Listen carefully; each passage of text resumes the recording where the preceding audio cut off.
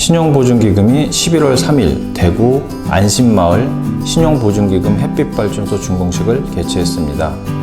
햇빛발전소는 신부가 청림제 건물 옥상을 발전소 부지로 무상 제공하고 지역주민 30명으로 구성된 안심에너지협동조합이 발전 설비를 설치해 창출된 수익을 지역사회에 활용하는 사업입니다. 충남 부여군의 지역공동체 활성화 재단이 12월 공식 출범합니다. 10월 30일 창립총회를 열었는데요. 재단은 기존 상권활성화재단, 마을만들기 도시재생지원센터 조직의 사무를 승계에 통합하고 지역 공동체 지원센터를 추가, 신설해 지역 공동체 활성화에 적극 나선다는 포부입니다. 부산 지역 19개 사회적 경제 기업 지원을 위한 크라우드 펀딩이 11월 27일까지 진행됩니다. BEF는 캠코 등 8개 공공기관이 부산 사회적 경제 지원을 위해 만든 기금입니다. 낙동강 습지 카약 플로깅, 앙금 플라워 떡 케이크, 기장 로컬 투어 등 특색 있는 19개 사업 아이템이 나온다니 살펴보시죠. 함께 일하는 재단 인천공항이 차별 없는 여행 문화 확산에 나섰습니다. 11월 20일까지 같이 여행, 같이 가요 대한민국 공모전을 펼치는데요. 교통약자와 사회적 경제 조직이 함께 만드는 배리어프리 여행 상품 개발을 지원합니다.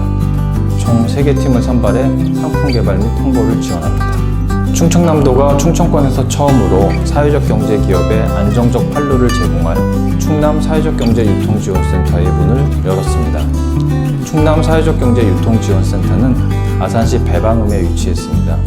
충남 지역 사회적 경제 기업의 판로 개척에 큰 힘이 될 것으로 기대합니다.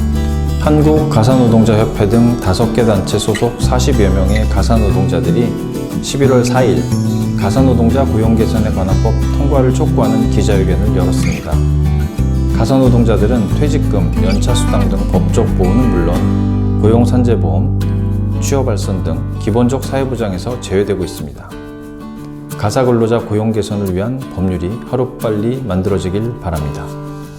제주도 사회적 경제 지원센터가 지역 노인들을 위해 마을 돌봄 주민 참여 프로그램 오몽가몽 돌봄 프로젝트를 진행합니다. 오몽가몽 돌봄 프로젝트는 지역 주민 간 관심과 소통, 자발적 참여를 통해 마을 안에서 주민 스스로 돌봄을 지속할 수 있는 체계를 마련하는 게 목적입니다.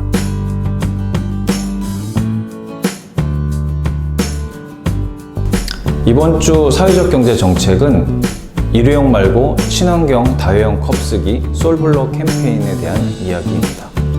솔블러는 서울과 텀블러의 합성어로 일회용 컵 사용을 줄이기 위한 다회용 서울의 컵 공유 사업 캠페인 브랜드입니다.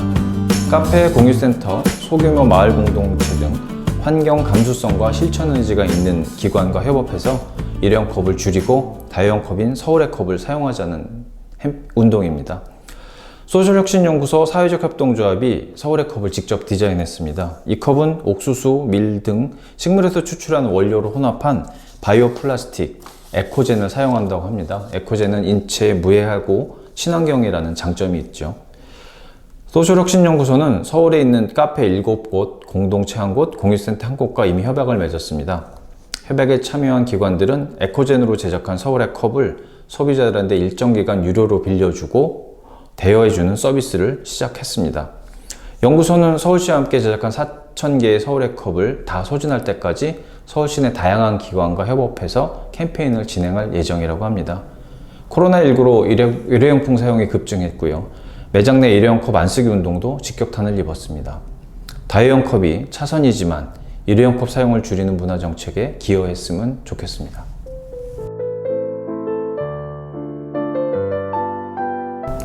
오늘도 사경합니다. 오늘은 예비사회적 기업 파밀러스입니다. 파밀러스는 크라우드 펀딩, 온라인 스토어 운영, 캠페인 등을 통해 사설 유기견 보호소를 지원하고 유기견 보육원을 만드는 일을 하고 있습니다. 유기견 보육원, 얼핏 들으면 우리가 아는 유기견 센터랑 같은 거 아닐까 하는 생각이 드는데요. 박찬호 파밀러스 대표는 이미 2017년 6월 파밀러스의 전신인 클로렌즈 사업을 통해 사설 유기견 보호소를 지원해 왔습니다. 사설 유기견 보호소는 국가에서 위탁 운영하는 유기견 보호소와는 달리 안락사를 시키지 않는 것으로 알려졌습니다. 그렇지만 여전히 사설 유기견 보호소도 문제가 있다고 합니다. 국가에서 운영되는 또는 위탁하는 보호소와는 달리 유기견 한 마리당 필요한 평수, 사료양, 후원금 사용처, 수용 가능한 유기견 수, 중성화 여부 등을 이런 걸 정해놓은 게 없다는 거죠. 그러다 보니 운영자가 임의로 운영을 하고 있는 게 현실이고요. 정부 지원도 받지 못하는 구조라 유기견 수가 끊임없이 늘어나고, 그다음에 지원금이 민간에서 들어온다고 하더라도 일시적인 효과만 있을 뿐 전체적인 상황은 개선되지 않는다고 합니다. 박 대표는 이런 것을 계속 지원하는데 좀 한계를 느꼈고요. 결국 파밀로스는 기업과 캠페인을 진행하고 자사 제품을 판매해서 수익을 일단 창출하기로 했습니다. 이렇게 얻은 수익을 유기견 보육원 만드는 데 투자한다는 그런 밑그림을 그렸고요. 박 대표는 유기견 보육원이 애견 카페와 비슷한 형태라고 얘기하고 있습니다.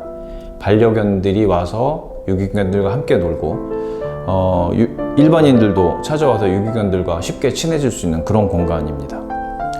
입양 문화도 선진화하겠다고 다짐을 하네요. 파밀러스는 현재 입양도 주선을 하고 있는데요. 엄격한 기준을 적용하고 있다고 합니다. 파양률을 낮추고 건강한 유기견 입양 문화를 조성하기 위해서 그렇게 하고 있다고 합니다. 반려동물에 대한 우리의 관점과 문화가 바뀌는데 파밀러스의 도전이 큰 역할을 하기를 기대합니다.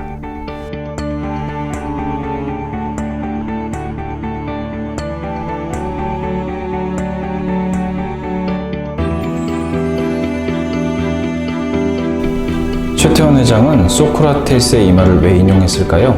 기업 활동에 새로운 정의가 필요한 지금 함께 지혜를 모으자는 설명을 붙였죠. 기업의 재무회계 기준에 경제적 가치만 반영하는 현재의 기준을 벗어나 ESG, 즉 환경, 사회, 지배구조 성과를 측정하고 통합하는 새로운 기준이 필요합니다. 이윤을 넘어 사회적 가치를 추구하려는 뜻 있는 기업들이 더 늘어나길 기대합니다.